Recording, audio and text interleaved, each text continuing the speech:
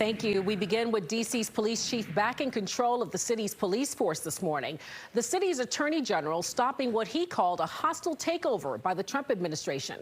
A judge ruled on the matter less than 24 hours after a major escalation by Attorney General Pam Bondi, putting the head of the DEA in charge of MPD. Fox 5's Bob Barnard has details on the agreement. The federal district judge, Ana Reyes, didn't really have to make a ruling. She had a temporary restraining order coming from the city before her, but what she ended up doing was telling the sides, the attorneys for the District of Columbia working under the Attorney General's office for D.C. and the Department of Justice attorneys to get together and make a deal. And what they did decide was, yes, Pamela Smith will remain in charge of D.C. police, at least for now. I want to show you a picture of the gentleman who was at the center of this. This is Terry Cole, the current head of the Drug Enforcement Administration. The U.S. Attorney General, Pam Bondi, had put him in charge, saying he was an emergency police commissioner. This was in an order from her office last night that he would be in charge of D.C. police, pushing Pamela Smith off to the side. Well, the D.C. Attorney General said, we're not having anything of that. This would sow chaos in the city. This would be dangerous and detrimental to the city. So they came here to federal court, and indeed, the judge, who was definitely siding on the side of the city, saying, look, President Trump can't just appoint someone in charge. He can work with the mayor's office here in D.C. and the police department, but he can't install an ultimate ruler.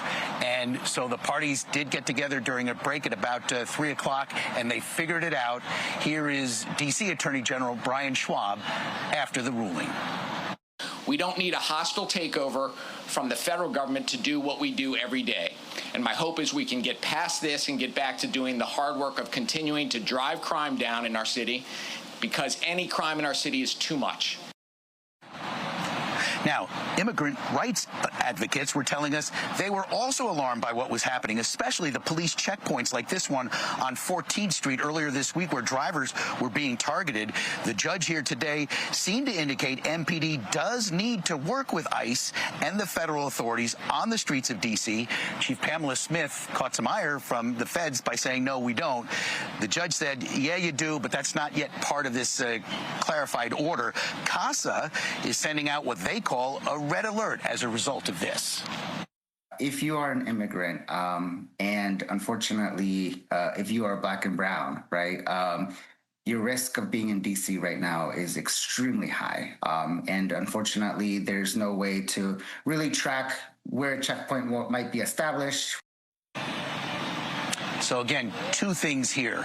The judge didn't rule on this, actually, but said D.C. police do have to work with the federal government if they want, the federal government wants D.C. police to work with ICE, but also that Pamela Smith is in charge, nobody installed by the White House.